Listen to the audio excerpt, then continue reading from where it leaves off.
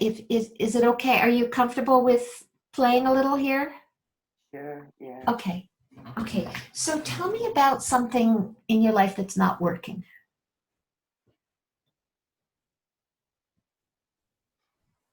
You wish was different.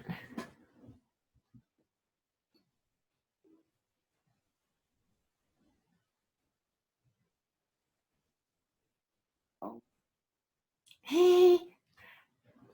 I think what you said, that people just want to feel better. And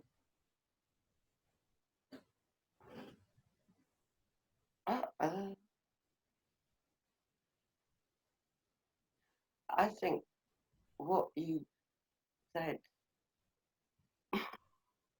has put me in a stupor. You know what? I aim for that. That's intentional.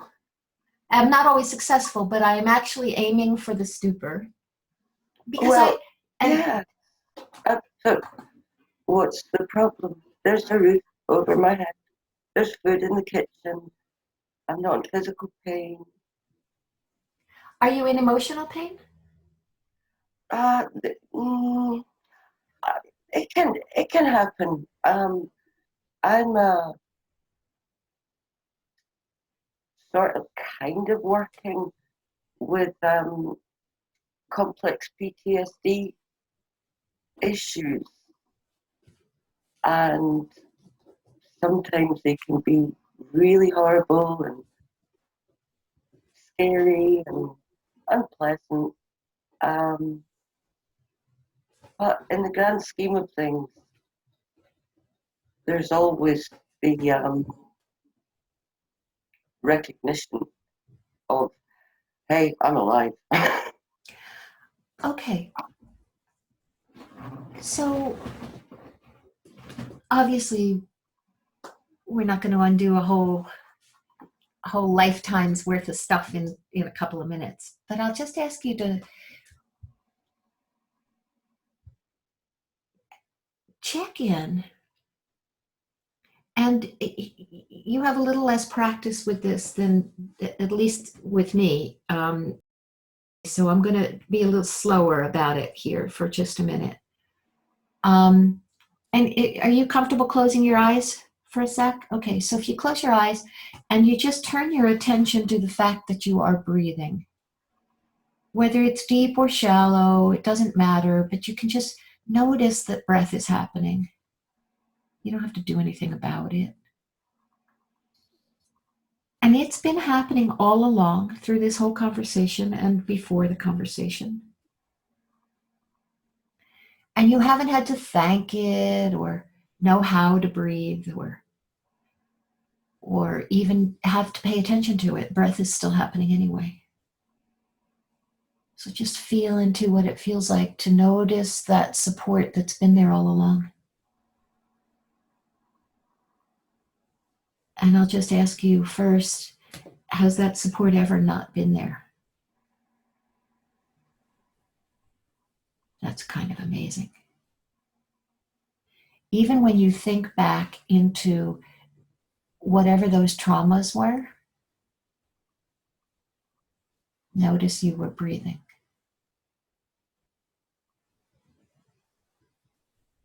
Notice what it feels like to notice you were breathing.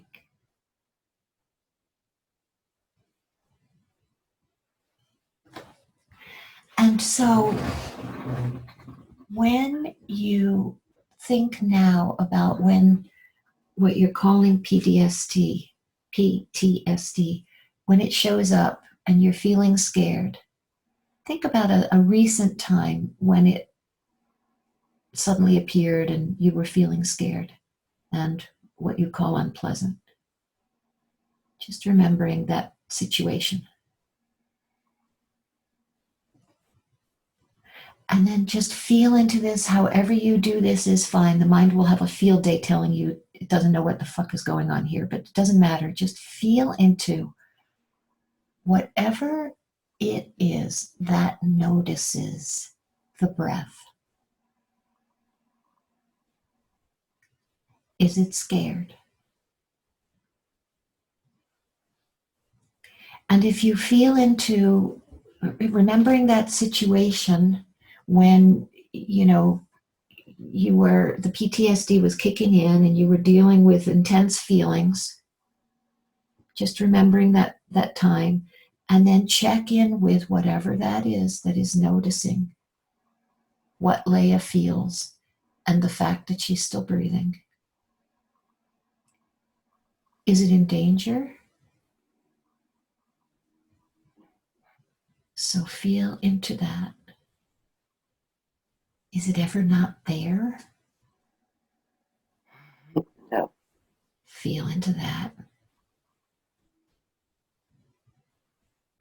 And if just feel into this, see what answer comes to you. However this comes is fine.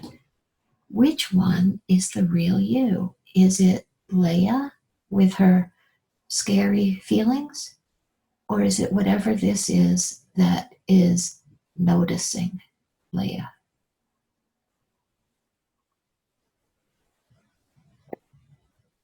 It's Good enough. Don't bother with the words. Good. So noticing that whatever the hell that is not scared and is never gone.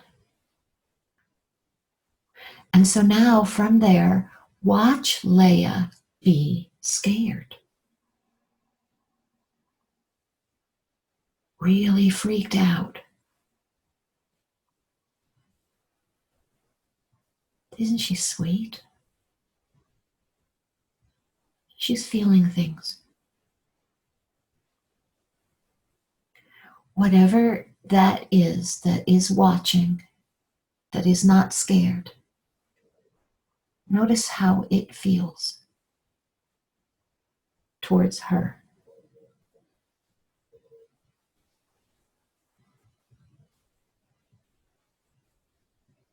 Is that ever... Go ahead, sorry, Leah. It feels loving. So enjoy. Not loving in a transactional way. I understand. So enjoy that for a moment, because Leah probably doesn't feel that way towards herself very often. And yet, this is there for her. Anyway. So the next time some big intense trigger happens that inspires what you're calling PTSD, what would it be like if you could tap into this realer you that is not scared?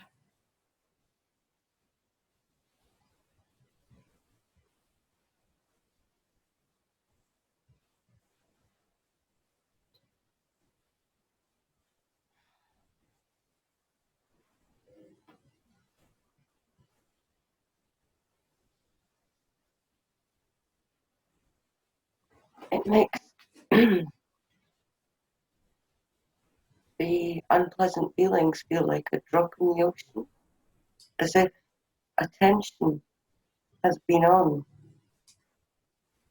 something tiny, tiny, tiny to make it seem like it's the biggest thing within attention. But when you look at, well, what's the attention? It's not. It's up to, It's fine. You don't need more than that. I'm with you.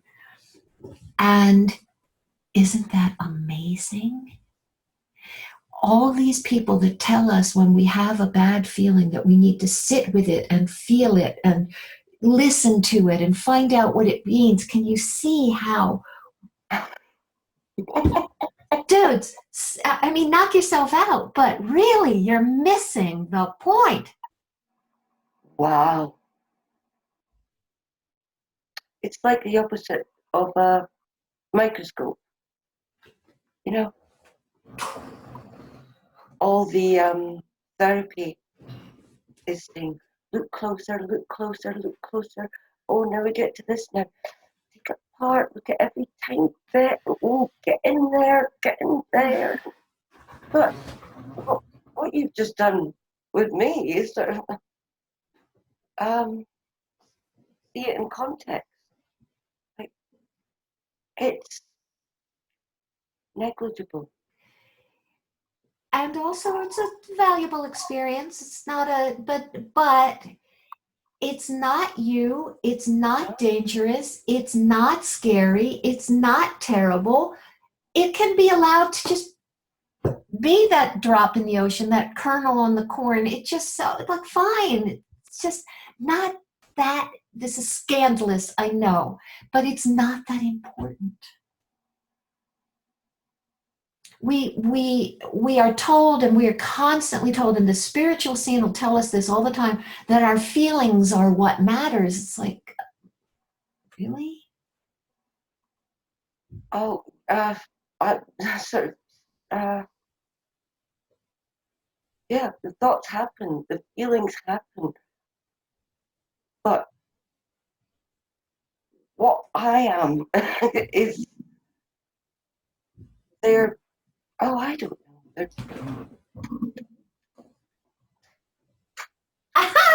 I'm loving your sign language, and I'm really loving it because what this is doesn't do words, which is why